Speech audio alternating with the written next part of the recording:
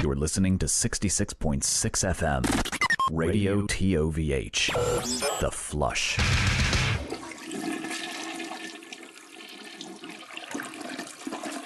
Hey everybody, it's your good friend Joe Thrashenkill here with another episode of Toilet Radio. We've got one of my favorite podcasters around coming by to join us in just a minute. We've got Murder Bryan of Street Fight Radio here to talk to us all about everything late 90s, including nu metal and wrestling. So if you're not into that, deal with it, man. This episode is super entertaining. We're going to start the show off with a nu metal selection that Bryan made, a little song by a band called System of a Down. I gotta say, I don't think if I've heard this song, it's been almost 20 years, and it's pretty enjoyable. We're going to close this episode with a selection that you might be more familiar with. Bryan said that he was interested in learning a little bit more about doom metal, and I think Candlemass is going to itch that scratch that itch exactly how he wants it. So gear up, buddies. This is a good episode. You're listening to another exciting episode of Toilet Radio. I am Joe Thrashenkill. With me, I've got my co-host, 365 Days of Horror. And today we've got a very special guest, leading flat earther and one half of the #1 anarcho-comedy podcast and radio show from Street Fight Radio. We've got Bryan Quimby. Bryan, how you doing? All right. How are you guys? We're doing great. Just a little info for our listeners that maybe aren't familiar with Street Fight. You guys do, you've been around for 6 years. You do 3 shows a week, one with your co-host Brett in the basement, one is a live call-in show, and one premium Patreon show. And some of the topics you guys get into regularly are, drugs and parenthood and shitty bosses and small business tyrants and pro wrestling and occasionally nu metal. Any other things that I might have missed? No, you pretty much got it exactly right. And I like how you lead off with drugs, because that is the main thing usually. Well, I'm a premium subscriber of your Patreon, so I get a baggie full of kratom. Or kratom? How do you pronounce that? I say kratom, but a lot of people say it kratom, and the people that introduce me to it say kratom. So I get drugs in the mail every month from one of my favorite podcasts. It's a pretty sweet deal, and Jordan, we should consider doing that for our Patreon too. Just in case any authorities are listening, I am not agreeing to any of this. We're getting into the CBD game now, and my partner was like talking me into it, and he's like, "Dude, it's drugs. We're selling drugs." And I'm like, "That's fucking sweet. Let's do it." I've been curious about the CBD stuff because I know that there's all kinds of like possible benefits to weed, but I get too paranoid, man. I can't smoke it. It's a bad time. So the CBD stuff seem fun. CBD's real cool, man, and like you might try smoking weed after you've taken CBD because it takes some of that head stuff away. Like it kind of neutralizes the stuff that makes people paranoid about weed and like clears your head in a way that's really weird. There's a thing called like Harley Quinn or AC/DC is another thing they call it, where you do half CBD and half THC, and it feels real good, and I'm very into it right now. That sounds fun. We gotta do some. I guess I'll do some research. Jordan, you're straight edge. You made it this far, so it's got to be for life now, right? Yeah, well, I'll be the one that has to drive you to the emergency room when you flip the fuck out. Or Wendy's, one of the Never. You know what, though? That's a good friend. My sister always wants to be a person that does drugs. And every time I get her high, I have to talk her down from calling an ambulance. I've been that friend for most of my life, so a few years ago I was just like, I gotta stop. Until something comes around, something changes. And maybe the CBD thing, I'll check it out. Yeah, it's cool, man. It's more of a body thing. I mean, if you're like a person who gets sore, then that stuff is just a lifesaver. Like it gets real when it gets cold here. my bones start hurting from working real jobs, and CBD has been like really good for me. That sounds awesome. Yeah. Well, we have a minor connection, our show and your show. You did a premium episode about a month back, all about nu metal with Michael Siebert, and I encourage our listeners, if you dig this one, you should definitely subscribe to the Street Fight Patreon and listen to that episode because it was a lot of fun. But Michael, she had written a piece for us called "How Nu Metal Got Everything Right." And it was just a really fun piece and a really fun conversation. We thought that maybe we ought to talk with you a little bit about metal in general, and especially the nu metal. How does that sound? Sounds great. Actually, yeah, I met Michael in Chicago during the DFA convention. I did a show there, and she wrote that article, and we've been trying to figure out how to do a nu metal show for a very long time, and that all kind of fell into place with that article, and we were like, fuck it, let's do it. We had seen, we went to a Korn concert over the summer. We saw ICP and went to the Juggalo March, and just, it felt like we had been in that headspace. So we decided, let's just do our definitive nu metal show.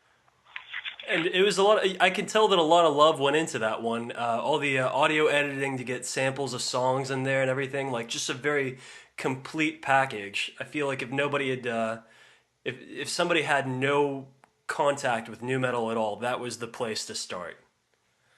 Well, what's really cool, man, is that like I'm getting messages still every day from people who just subscribe that like never listened to it, or maybe were too young to have even been into it, and it was like a trashy thing to be into as they grew up.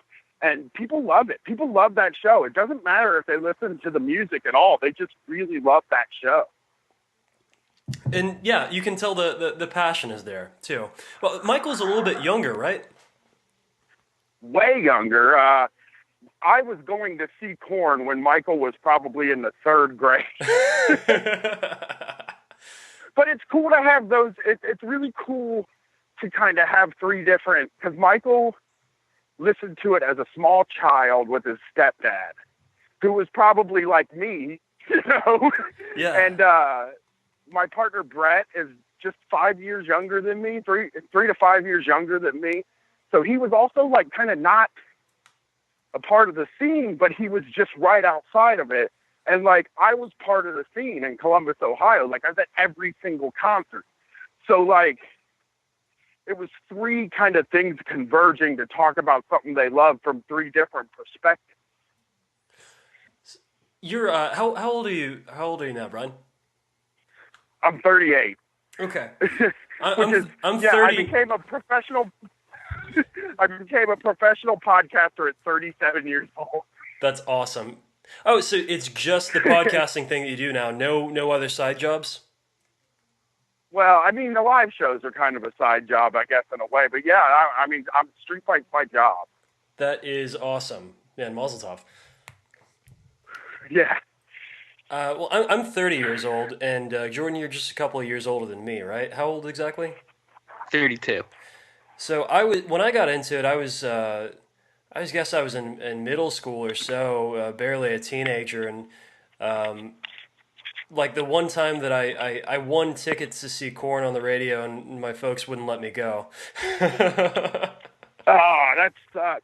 You know, my first concert, Megadeth was playing here, and they had Korn open, and I had just bought Korn's album, and they were my first concert. The first band I ever saw on stage was Fear Factory. That is awesome. That is a crazy lineup too. Yeah. Megadeth and Korn and Fear Factory as well with it. Flotsam and Jetsam was between Megadeth and Korn. Wild. Actually, the first show I ever moshed to was the first band I ever moshed to was Flotsam and Jetsam, because I was kind of afraid during Fear Factory, and they were still very new. This was like right when Demanufacture came out. So my older brother had gone to a few nu metal shows. He was really early on it. He saw Danzig, Marilyn Manson, and Korn, and like Korn just blew him away. And he brought it back to me because he's 4 years older than me, or 3 years older than me. So he started taking me to the concerts with him. My parents were cool with me going because I was with my older brother. And I would just, I don't know, man. I crowd surfed the Korn. It really blew me away. I mean, this was like such an early time that there were skinheads at the Korn concerts. Wild. Was their first album? They were touring in that one? Yeah, it was the first time I saw them was in May of 1995. So way back when. Yeah, it was their first like national. It was probably like their second national tour, and then the first like 8 concerts I went to were all Korn concerts. So it would be fair to say that you're a fan.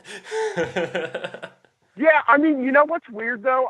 When I got a little older and was like, I kind of ended up being more of a Deftones fan. I think I'm naturally like a little more artsy, but I think Korn is a super important band.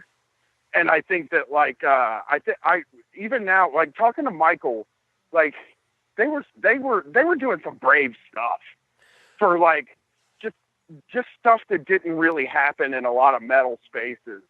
And I really, when I go back now, I really admire them. Yeah, I would say that the thing that Korn did was completely outside of anything else that anybody was doing in heavy metal at the time. And they kind of, yeah, they definitely started off the whole thing, it seems. And then from there, I guess, lots of bands just second, third wave, fourth of it, just kind of bastardized it and made it a caricature, I guess, of this original thing that they were doing at the beginning. Yeah, I always saw it as like there was this kind of tree where there was Korn, Deftones, and Limp Bizkit, and each one of those branches spawned other bands, you know, and there were like, those were the 3 kind of areas of nu metal, where like Limp Bizkit was like a Caesar would be a new or not Caesar, Saliva is like a Limp Bizkit spawn, things like that, the things where they rap more. Deftones were like, you know, a Mudvayne sort of thing, like something that was more artistic. And then for Korn, it was like, I can't think of any Korn bands right now, but you know what I'm talking about? Like there were just things like Spine Shank, maybe for Korn, but or Cold Chamber. Cold Chamber is a perfect like Korn band. They ripped Korn skis pretty hard. Yeah. They were so good though. Cold Chamber, quick story about them. First band I ever stage dove while I was seeing. I saw them with Slipknot. They just before Slipknot's album came out, and they came through Columbus, and they let people stage dive. That's the first time I'd ever seen a band do that. That's fun. I guess I spent a lot of time with punk rock when I was a kid, so stage diving was pretty common. But from what you were saying, like it wasn't really the same thing with like at big metal shows. Like there's, you know, guards and gates and stuff. That's not like a thing that they do. Well, I feel like in a lot of amphitheaters or arenas or like even some of the mid-sized bars, it's all so much more formalized. So like there's security guards and there's actual rules. I go to shows now where people get on stage. Like I'll go see King Khan or the Black Lips and people will get on stage, and it's not that surprising. But these bands, I don't feel like they ever started really in small bars. By the time they got to me, they were in a 1,000-seat venue, you know? Yeah. Sorry, go ahead, Jordan. You were about to step in on me. I grew up about 10 minutes from Birch Hill in New Jersey, which was like a major stop for bands in between like Philly and New York. So a lot of these bands would play this not all that big venue, and you would get like System of a Down, Cold Chamber, you know, a whole bunch of these bands, I guess, kind of before they made it to you, they played near me. So I got to see a lot of these bands pretty up close. Yeah, like there's a bar, and it's famous now because it's where Dimebag Darrell got shot. But it's a bar called the Alrotha Villa in Columbus. I think like now that I perform, I think it looks like probably 800 seats, maybe to 1,000. And that was kind of our small bar. And that's where we got to see these bands at. And so by the time they had gotten to us, by the time they decided they needed to come to Columbus, Ohio, it had gotten to a point where there were more rules at the shows. They were just in bigger venues, you know? Yeah. But Columbus also had a pretty big new metal scene itself, and it's still like some of those bands are still popping around, like Boba Fett. It's like, Oh yeah. yeah. It seems like the Midwest, it really, it's kind of been, it was a breeding ground for a lot of these bands, and it's kind of like where they've been since. What is the name of that other band that looks like Slipknot and they're real salty about it? Oh, Mushroomhead? Mushroomhead. Yeah, they're from Cleveland. Yeah, yeah. So, and those guys have been around for forever, but you know, everything I've heard about them is that they're all about Cleveland. Yeah, and you know what's funny? I'll tell you this, dude. I looked up tickets for one of their concerts, and to make fun of, like a dick, because I'm an asshole. But like, I looked up tickets for one of their concerts, and they had these fucking packages where people were paying $1,200 for like an experience around seeing Mushroomhead. Like, you got a mask, you got to go backstage, so they still have like real fucking fans. You know, I can't get somebody to pay $1,200 to me. That is wild, man. The $20 experience to see Mushroomhead isn't enough. I think it is. You know, that's really weird to me that like the new thing now is those VIP experiences where you get to meet the band. And like, it's the same thing happens with wrestlers. Like, they'll do these meet and greets with wrestlers, but everybody I know that's ever done it, it's like none of them want to be there. And just as a performer who's done some big shows now, like I've done some big shows with the guys from Chapo Trap House. We do shows with them sometimes, and they're huge. And like, yeah, you want to be in the green room by yourself before you go, or with your friends before you go on stage. It's not like the sort of thing where like, oh yeah, it's great, we get to hang out with our fans before we fucking do something in front of 350 people. It's like, oh man, our fans are nerds. Well, young, I'm always like, oh damn, why are 18-year-olds listening to this shit? But I'm just like, I just think like, you get to go back and meet Korn, and I'm sure they're nice because like, it's hard to be mean to people who love you, you know. But like, they don't want to be there. And do you really want to like pay to meet somebody? Does that make sense to you guys? Yeah, I don't think, I don't know. I'm not really a celebrity type person, I guess. I don't put too much like esteem into too many folks, so I don't think that I would do it. Jordan, is there anybody well, you've done a couple of the wrestling convention things where you've met folks, right? Yeah, but those were reasonable prices. It's $20 to get a picture and an autograph from the $1 Million Man is totally worth it.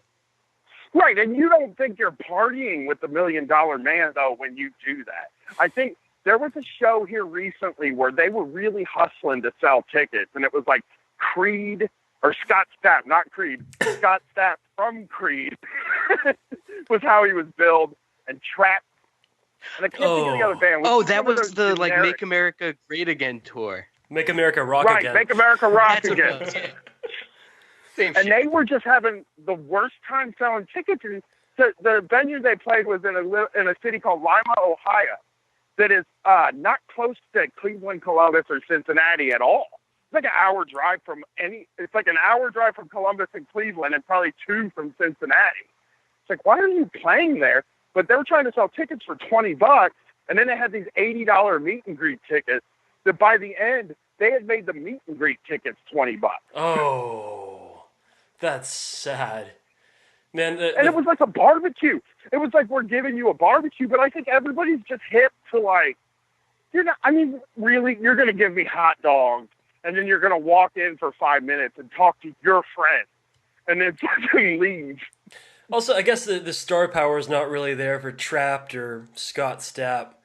I mean, like, this is... I feel like Scott Stapp's a C+ star. I guess, man. The first concert I ever went to, it was my buddy's birthday when we were in the 7th grade, and he was a huge Creed fan, so we went to see fucking Creed. Even back then, I was like, this shit's lame, dude. Dude, weirdly enough, I think I liked the first 3 Creed singles. Now, I didn't, like, go out and buy the album, but I didn't get mad when they played it, you know? And then like people are like, Creed sucks. So of course my brain's like, yeah, Creed sucks. I will say like that it got painted. I'd still know how to play the guitar lines to "Higher" by Creed, though. I'll never be able to forget that. But I'm not exactly the biggest fan of those dudes.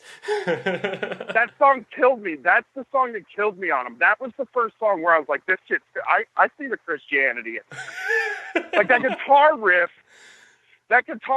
is like, without any of the words, that guitar riff is Christian as hell to me. Definitely. It's just praising the Lord. That's all it's doing. I mean, like, I don't have like a big thing. My partner actually was really into like Christian hardcore and punk a lot when he was a teen, and I'm fascinated by it. Like, he doesn't talk very much about it to me, but like I'm really fascinated by it because at the time I was going to these new metal class shows.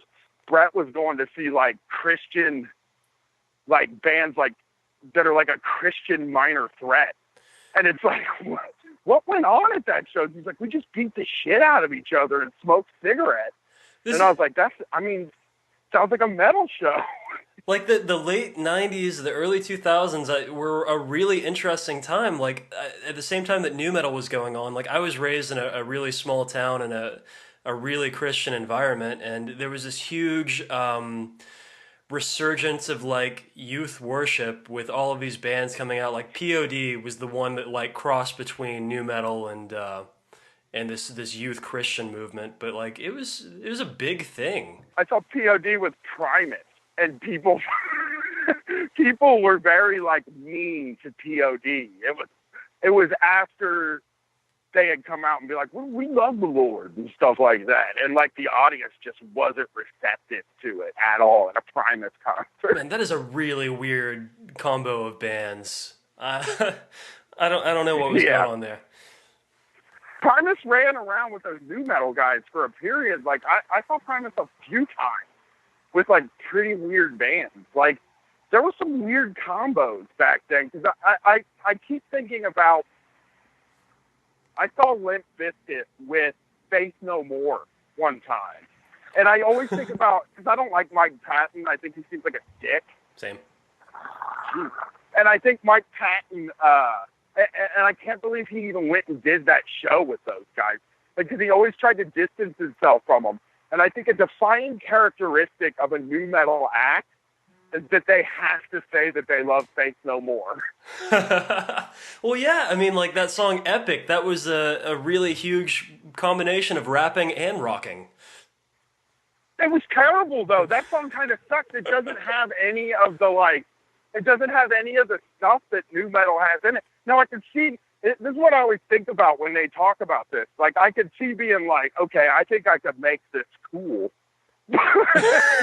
Like, just hearing it originally is like, this sucks, man. Yeah, I mean, the rapping on it is pretty cringeworthy. Can you feel it? To hear it? To see it today? Oh, my God. My brother had that album. It was really weird. My brother was super into Faith No More, too. And then he ended up, like, he's the guy that kind of got me into Korn.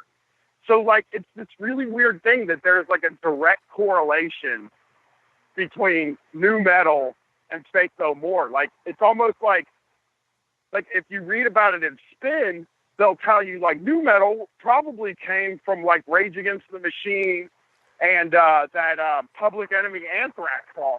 And they never mention Faith No More, ever. It's the weirdest fucking thing to me. Jordan, how did you find nu metal? So, like I said, I grew up in central New Jersey, and we were near New York radio station K-Rock, and they were like one of the first stations to really focus on nu metal. I think they were the first station to ever play Linkin Park anywhere. So they kind of embraced it, and kind of before the internet where you could find everything, you still had the radio, and they started playing Static X, System of a Down, Disturbed, bands like that, and that's kind of how I got into it. Yeah. And did you fall like right into it, or were you skeptical at first, or how old were you?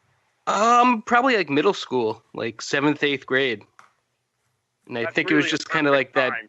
bored suburban kid that was angry at everything but angry at nothing and angsty, so it kind of made sense. Right? Isn't it funny that, like, it is like an impotent rage, actually. Everything you're mad at, but I always picture everything you're mad at, you can't do really anything about. But, like, it is things that are universally that people hate. It's power structures. It always nu metal speaks to me in a way because, like, they were so focused on, like, parents and, like, teachers and stuff that, like, there are things you could never do anything about. And there were things that drove me fucking crazy. It was the people that were regulating my behavior in a way and that didn't understand me that drove me crazy. And I think, like, that's a lot of suburban middle-class kids, you know? Definitely. I mean, You know, so, like...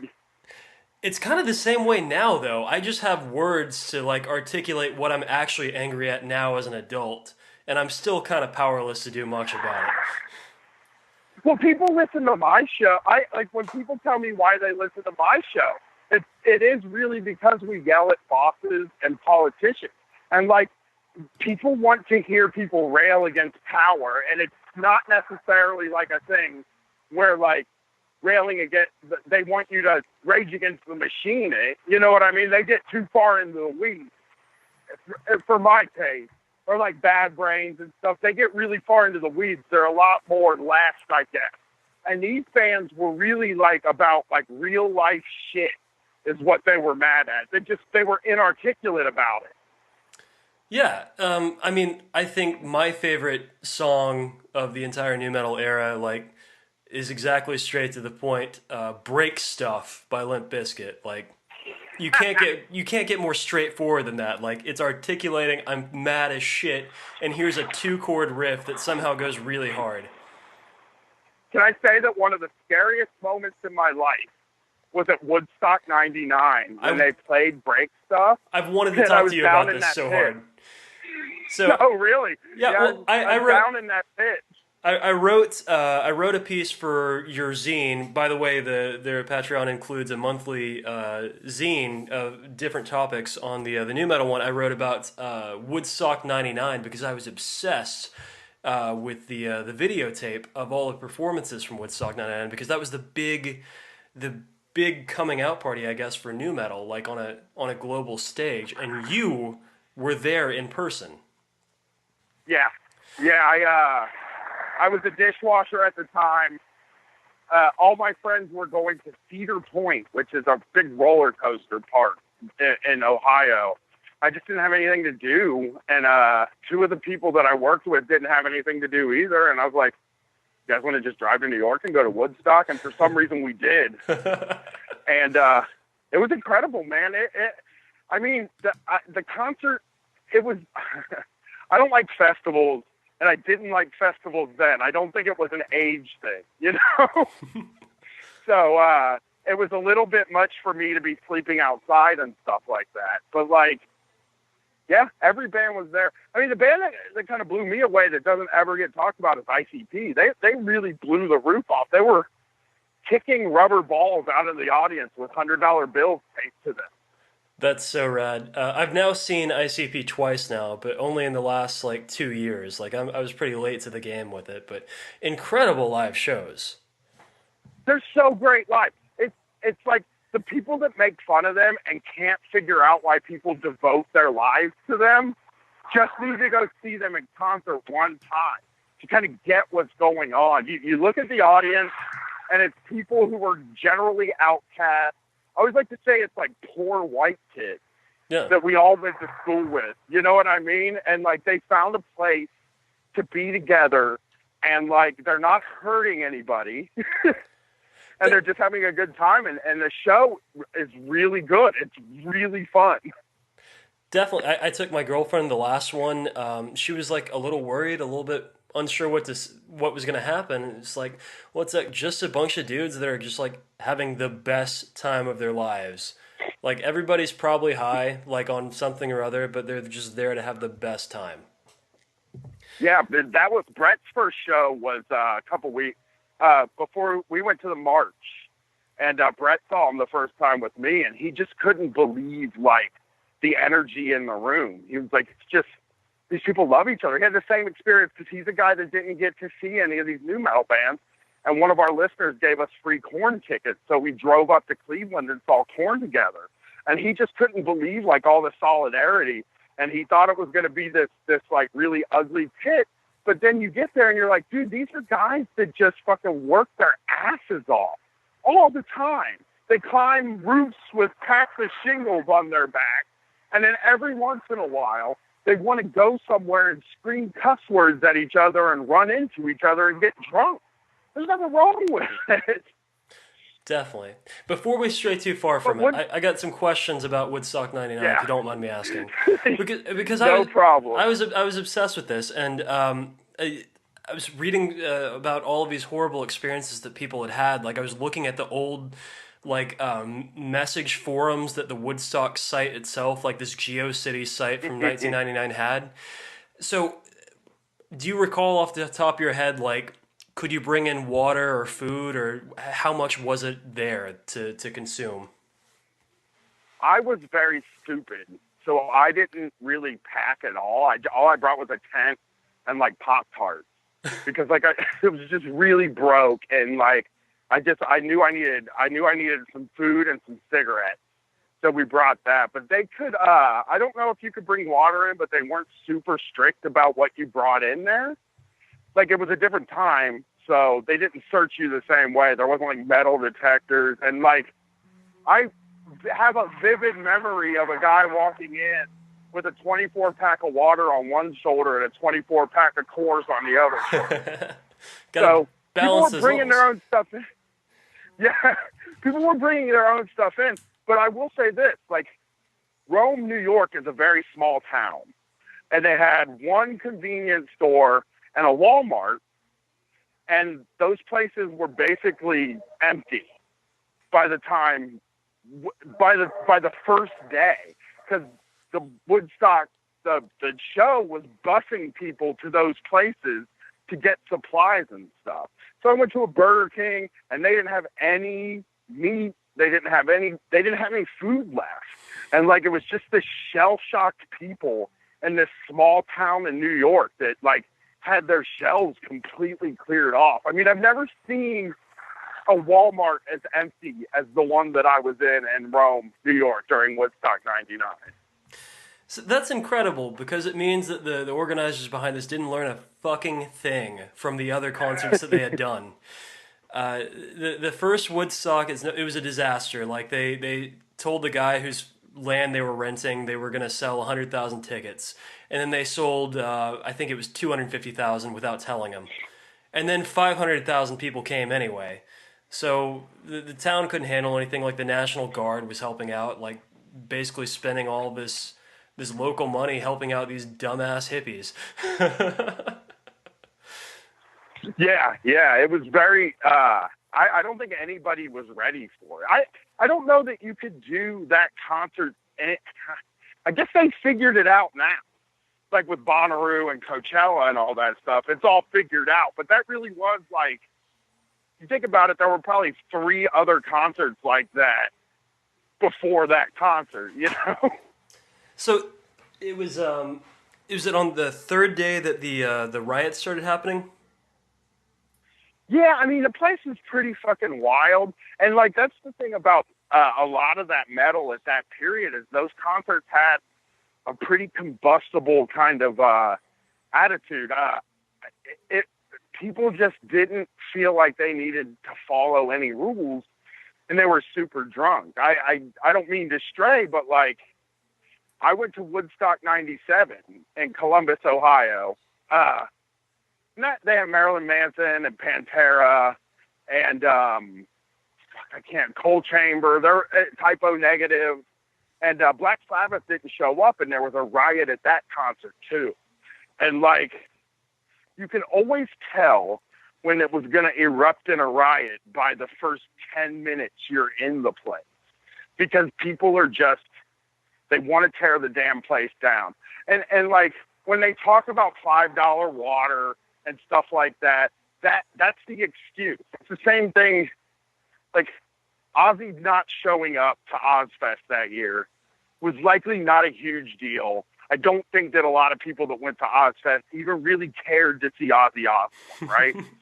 and and anyway, all the bands that had played during the day did like a super all-star version of a Sabbath and Ozzy set. So you got like Marilyn Manson and Phil Anselmo like doing duets of Crazy Train and stuff, like, which is like a million times cooler than Ozzy showing up. But we smashed the place up because that's what we wanted to do. That was the attitude of the music. You know, that place that Woodstock was at was a damn Air Force base. There was no like, it was pretty much all concrete. You walked on asphalt all day. It was 100 degrees outside. Everybody was miserable, and they just like, they poke and prod you when you're a metal fan at concerts so much. They treat you like cattle. And I think that pisses people off, and they end up going over the edge at some point. So do you think that maybe, look, because the crazy thing to me about that lineup of Woodstock 99 is how weirdly diverse the lineup was. Like, you had a ton of new metal bands. You had like Kid Rock and Limp Bizkit and Korn and Rage Against the Machine. And you also had like Jewel and the Dave Matthews Band. Like, do you think that any of the Dave Matthews Band fans saw what was happening and was like, I got to get the fuck out of here? I do think so. The first day I got there, James Brown was on stage when I pulled in, which I missed. But the band that was after him was Jamiroquai. And people were so laid back and kind of watching that on that Friday. And there were no real bands that were that heavy playing on Friday. It was kind of a more laid back day. Saturday was the night where they basically went, and I might be wrong about this, you probably know better than I do now, but they basically were like Limp Bizkit, Korn, Metallica, Rage Against the Machine or something like that. And it was like, that's when shit got crazy. And like, I think the best moment I can give you about that, the diverse lineup, was Kid Rock did his set. People went fucking crazy. And then Widespread Panic played right after him, which is really weird. And they did like a Canadian national anthem part of it and got booed. I just loved that. No love for Canada. Well, no, just no love for another country. Yeah. But Rage also... Here's a really early anarchist thing with me. Rage burned American flags on stage at Woodstock, and people were pissed about it. The people around me were so fucking mad about that, and I was cheering. And it was a very early like indication of where my politics were going to end up as an adult. I gotta wonder about some of the dudes in the crowd though. Like, had they heard Rage on the radio or something like that? I'm gonna check it out. Or if they own that record, like, they could have just popped it open and been like, "Oh, this is clearly like extremely anti-American, anti-imperialist." I feel like I don't know if it's as cut and dry though. Like, I think we think that because we listen to it and we understand it and we're deeper into stuff. My partner on the radio, Brett. He always laughs at me because I know the lyrics to like every song. He was like, I guess you're just a lyrics person. I don't know any of them. So there are some people that just listen to stuff that they think is a bunch of cool noises together. Because Brett likes rap. How can you like rap and not like examine the lyrics the whole time you're listening to it? I don't know. Jordan, what's your take on all this? That's all it is. Yeah. Well, I would say that, you know, with Rage Against the Machine or rap, stuff like that, people just don't focus on the message and they just like how it sounds. You know, people always say separate the art from the artist. Well, I think some of these people don't even think about the artist. They just think, yeah, lights out Guerrilla Radio, turn that shit up. And it doesn't connect to them. I know that it's very clear to us, but I also know that like they don't specifically say like death to America. They should have put that album out. That would have been cool. But I think System of a Down is a lot more explicit about it. Like, I'm weirded out by people who can listen to System of a Down and not get it. Because they straight up say shit in those songs that is like, ooh, man, they're really doing activism. I really think that System of a Down did Rage Against the Machine better than Rage Against the Machine. That's interesting. Like, I've never been a huge System of a Down fan. How about you, Jordan? Yeah, I really like them, but I think it's kind of the same thing as Rage Against the Machine. It just, sugar doesn't really mean much to the audience at large, but when you actually examine it, you kind of understand what they're saying a little bit more, and I think a lot of people never get to that point of examining it. Right. BYOB, though, I just was listening to Mesmerize. I was listening to a few songs the other day because somebody said we needed to replace Solidarity Forever as a song for leftists. And as a joke, I said Prison Song by System of a Down, where they like have lyrics that are like, one of the breakdowns in the song is just him saying, while research and successful drug policy shows that treatment should be increased and law enforcement is decreased by and abolishing mandatory minimum sentences. And it's like, wow, that's explicit. That's, you know what I mean? Or they'll say stuff like more Americans are incarcerated in the prison system than since 1985, and you're like, and the chorus is they're trying to build a prison for you and me to live in, and it's like those guys were like actually like that's like clearly stating your politics and your mission. And that was the first song on Toxicity, which was a major hit.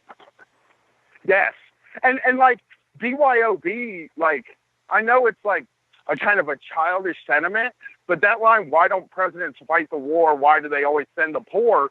That's like, you have to be that clear when you're dealing with the people that they're talking about. If you're really looking to radicalize people, you can't be as poetic as some of the other political music if you're trying to radicalize like metal fans, That's a good point. And I guess I was way more into the knuckleheaded side of new metal. I'd never even like considered any of System of a Down's politics, really. You should listen to it now. I really like people who listen to it now are kind of shocked at like the types of things they were saying.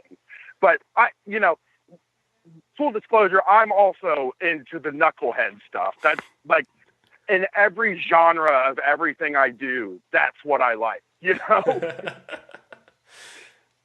my favorite movie is Fast Five. But like I've seen classics and stuff, but Fast Five is just my favorite movie. I'm a damn knucklehead. So I'd feel remiss if we didn't at least discuss this a little bit on our time. You're on the record. You're a huge pro wrestling fan. Now, when did you come to? So when I was about eight, I used to watch primetime wrestling on USA. I don't remember a lot about it. I would say I wrote about this in a wrestling zine.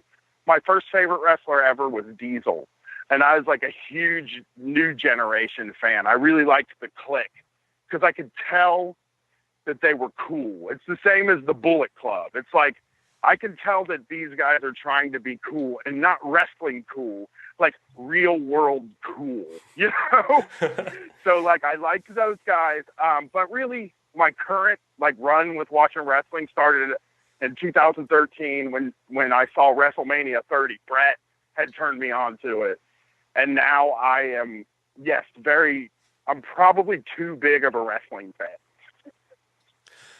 Who is that? Who was at 30? What was that? What was that event? I'm sorry. Daniel Bryan. Oh, okay. Wrestling Triple H and then Randy Orton and Batista, and that story really grabbed me and made me want to watch Raw the next day. And I don't watch as much WWE anymore. I know that that's snotty. I watch all the pay-per-views. I just don't watch much Raw or anything like that. I really like indie stuff, and I like New Japan Pro Wrestling a lot, and Dragon Gate. I like a lot of the Japanese stuff now more than anything. But I'm still like, I watched Survivor. I was up till 5 o'clock in the morning watching Survivor Series last night. Jordan, you follow some of the independent promotions too, right? Which ones are you on? There's Ring of Honor, there's CZW, there's beyond wrestling. I think, people might not realize it, but there's a lot of professional wrestling going on, even if you don't see it on TV.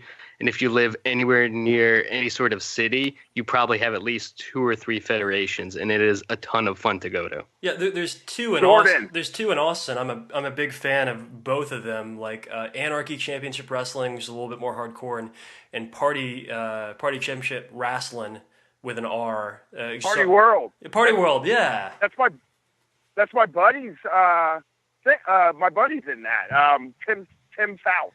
Oh yeah, Bulge on Twitter. Yeah, is in that. He's the he wears like corpse paint, and he's the announcer, I believe, in during matches. Yeah, he's like the coolest dude I've ever met. But hey, so you watch Beyond, Jordan? Yeah, they actually I think started up here in Providence. I went to a bunch of live shows a few years ago, and they kind of spread out since then. I've been watching them recently. I'm really into it. And also, I wanted to tell you, since you follow CZW, I'm seeing Nick Gage wrestle on Friday. Well, as long as he doesn't get arrested, then you'll see him. That's my job. I'm taking my wife and daughter to a pro wrestling show where Nick Gage is wrestling. Do they know what's coming? No. I keep telling him, like, Nick Gage is like a real badass. He's been in jail for robbing a bank. He's like a legitimate badass. And like, back when people went to wrestling, that's what they thought was happening when kayfabe was real. It wasn't like they saw these guys as performers and like they're putting on a show. Like, they thought they were really fighting, and they were kind of afraid of them. And that's what I like about Nick Gage and like CZW. Yeah, Nick Gage is legitimately insane. And there's video of him on YouTube getting slammed through a table on fire, and he catches on fire. Whoa. For anyone who doesn't know who he is. I've never heard of this guy, but this is scary. Incredible. He's scary. I watched who did I see on Beyond that was real? Oh, Beyond has a very good match between Joey Janela and AR Fox. That some of the craziest moves I've ever seen in that match. And the indie stuff is so much different. If you like pro wrestling, like, and you're listening to this, if you DM me, I'll send you matches that are really good that aren't WWE. And I promise you that you will love it. Hell yeah. Jordan, who was it you were telling me about, like, that guy that was, like, legitimately has killed people? Oh, New Jack. Oh, New Jack, he was in ECW for a long time and was known for doing just crazy dives onto people. He was known for, I think, XPW he was in after ECW, where he threw a wrestler off a scaffolding through about 50 tables. He also, the best thing about him was that the whole time he was out, they played the song Natural Born Killers by Dr. Dre and Ice Cube. And he would just, like, he didn't really wrestle. He didn't do moves or anything like that. He was just willing to, like, toss guys off of things or fall off of things. And, like, there's something really, like, romantic to me about a guy who's like, this is my passion. Pro wrestling is my passion. I will not learn how to do it. I will not get in shape. I want to be a star. I mean, you can go on YouTube and look him up. There's you can look up New Jack versus Gypsy Joe, where he legitimately beats the shit out of this like 60-year-old wrestler. There's the mass transit incident, which I wrote about on Total of Hell a while back, where this untrained wrestler got in the ring with him and he used like an X-Acto knife and sliced the guy's forehead open, and it was like a blood geyser. He's a lunatic in the best way possible. I just had these two guys that I'm friends with. I met them doing some stuff. It's Stephen Heck. He's boring as heck on Twitter. And Rob Wisman, who's just Rob Wisman. And they work for Cafe. And I had them on my show to talk about some of the stuff they've done. And Stephen had just got into wrestling. And he got really into death matches. So I said, I'm going to send you a match after this show that you can watch and you'll love it. I sent him Samoa Joe versus Necro Butcher, and he sent me a thing back and said, "This is the craziest thing I've ever seen." Have you seen that match? I've definitely seen Necro Butcher matches. I'm not sure if I've seen that one. I have not, but also Necro Butcher is the coolest name I've ever heard for a wrestler. In this match, the first thing you see is Samoa Joe come out, and then the next thing you see is Necro Butcher wearing a shirt that says "Choose Death," and he has a marijuana leaf tattooed on his arm, and he's just this dude that'll take punishment. And him and Samoa Joe. It's not even a death match. There's no real weapons. They just use chairs and headbutts and stuff like that. And it's so chaotic. I've never seen anything so chaotic in wrestling. And like, that's the kind of thing I love. I think I can take that back to nu metal and like punk and stuff, is that like, I just like to be in a rough crowd that's chaotic. You know what I mean? Yeah, I mean, like, it's dangerous people doing bad things, and that is inherently attractive, like, to anybody that's kind of a knucklehead.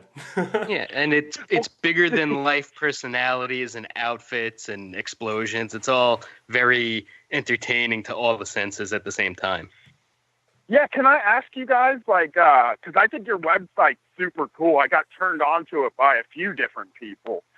One of them is, I can't remember. One of them is a professor, like an academic, and she loves your site. And I was like, I got to check this out. It's called Toilet of Hell, and it talks about metal, and she loves this site. So, like, what are you guys into right now? Like, what is happening? Because I kind of listen to a lot of garage rock, and I listen to a lot of country music now. Not because I'm old, but because I just like it, you know. I just ended up falling in love with it. It was something I ran from all my life, and I think I kind of burned myself out on metal. So I'd like to know what's going on. Is there things out there for somebody like me that was really into it at a time? Because I feel like a lot of the groove has been lost. I feel like nu metal was trying to be something that you could move to. And like the other bands I like were like Pantera and Marilyn Manson. And I just feel like they removed everything so they don't get confused with trying to do something like funky or using grooves. I think that now is like this crazy renaissance of metal, but nobody is actually benefiting from it except the listener, because like there's 10,000 different bands doing the craziest shit, like all over the map, different things. And there's just not a big enough audience to really support like anybody being able to do this for their full-time job. I'm really into like, there's a big revival of like 80s like heavy metal, long-haired shit, and kind of a different vibe of stuff like with dudes like a Pregnant Light, where it's like 80s pop sounds just mixed with heavy metal. I think it's just the coolest stuff. What are you into, Jordan? That's cool. I'm into melody and feeling bad most of the time, so a lot of doom and, you know, really mopey, sad stuff. But there has been a somewhat of a nu metal revival in the past couple years. I think the younger kids whose brothers and sisters are into it have kind of gotten into it now. It's not anywhere near as entertaining or as good as in its heyday. Brian, did you ever get into Devil Driver? I didn't. No, I kind of I always ask the same. People ask me if I was at the show where Dimebag Darrell got killed, at the Damage Plan show at the Alrosa Villa in Columbus, and I didn't go because, like, I never thought any of these guys did anything outside of what they do for their main band that was interesting at all. Like, isn't Devil Driver Dez from Coal Chamber? Yeah, that's the guy. But like with that band, it was focused entirely like on kind of a groove metal vibe, like just strictly that. Well, I have so many friends that have tried to turn me on to the doom metal thing, but they're never like really clear about like an album that I should listen to that kind of tells me what it is and that I would like. It's always like, there's a guy that I hang out with. It's like, you should listen to doom metal, or you should listen, I think stoner metal is that. Yeah. Like, but he's like, you should listen to this. And then I'll be like, what should I listen to? And then he names like 4 bands. I'm like, well, that doesn't help me at all. Well, I tell you what, on this episode, we're going to do 2 songs. We're going to do one of your choosing and one of our choosing, which is a song that we think that you might dig on. How about that? That's cool with me. I'm really interested in doom metal. It's not something that like, I need to be told, hey, you should listen to this album that was really, this album that's a doom metal album that was really important to me. And I think I can get more into it than just being like, just listen to, what is it, Bong something? Bong Ripper? What is the name of the band? Bongzilla. They're like, just listen to Bong Ripper. And then I go look it up and they have more than one album. And it's like, what should I even listen to here? I don't know how to get in.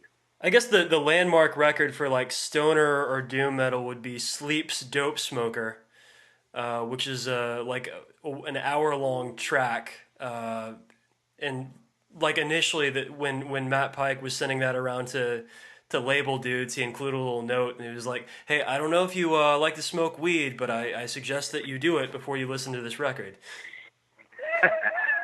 I like to smoke weed, so I will definitely give it a look. I think the same thing about wrestling too, though. You try to turn your friends on to wrestling, and it's like, yeah, you just have to watch Raw for 3 hours and 15 minutes on Mondays, and then SmackDown for 2 hours on Tuesday, and then twice a month you get to watch another 3 hours of it in a week. And it's like, who wants to devote that much of their life to fucking anything? That's a good question. Great question. It's weird. It's so sad because there's so much cool stuff happening. I think wrestling is super cool. And I think there's a lot of stuff happening there that is like really fun to watch. But like, it's very hard to get people to just jump into something.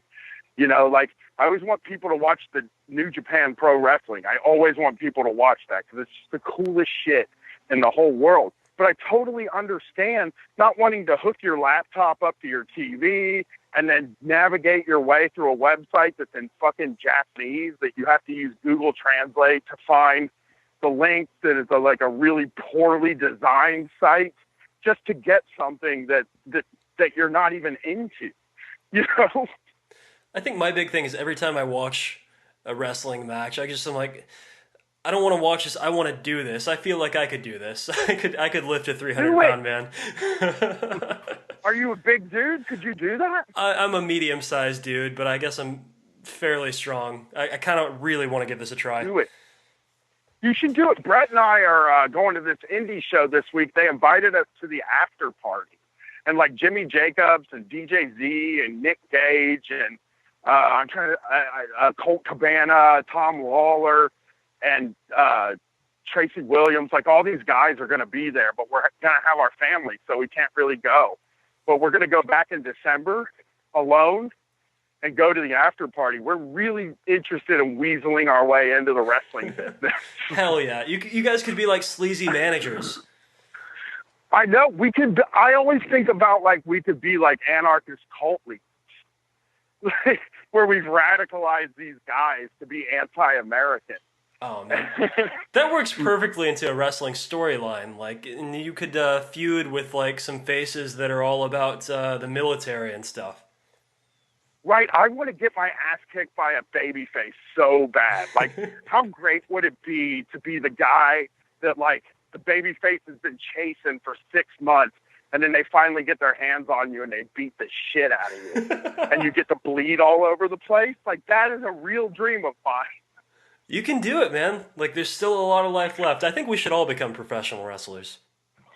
I always tell people, man, if there's something you want to do, you should really go for it. Because, like, I was a cable guy for 7 years, like, just languishing and miserable.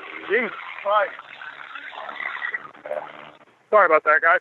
I was a cable guy for 7 years, like, just miserable. And now, like, I tour the country doing drugs with people for my job.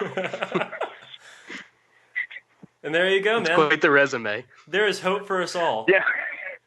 Well, I mean, you know, it's just, it takes a lot of work. You know, I did my podcast for 6 years and never missed a week before I hit. you know, and then it took some real luck. I have some friends that got famous and turned people on to us, but it's like, you just got to be there every week. You just got to do the work. And like, if you want to be a wrestler, I mean, it takes a lot of work and it's a soul crushing business, but it's also like easier than being in a band. And it's easier than like having a successful website. You know, there's an actual ladder there is what I always think about with jobs like that. I think that's a great way of thinking about it. I think we're almost at time, though. Is there anything else that you wanted our listeners to know or to talk about? Nah, we're good, man. I'm in hibernation right now, so I'm not really doing much work. I got a show in Indianapolis on December 7th, and you can find out the information on the Street Fight WCRS Twitter. Other than that, that's it. I don't really have anything going on. I'm growing a beard. Hell yeah. That's pretty sweet. Well, I encourage you guys, check out Street Fight Radio, check out the Patreon, check out the Twitter, listen to shows, check out the videos, check out the zine. It's all very cool shit. I want to thank you so much. If you're a fan, I want to say, if you're a fan of this show, there was a new metal zine and a new metal episode, and I just did a wrestling episode, and there's a wrestling zine too. So go try and grab those up. Hell yeah. Awesome. Thanks so much for talking with us, Bryan. Thank you for having me, man. It was really fun. Awesome. We'll see you next time. You're listening to 66.6 FM, Radio TOVH, The Flush.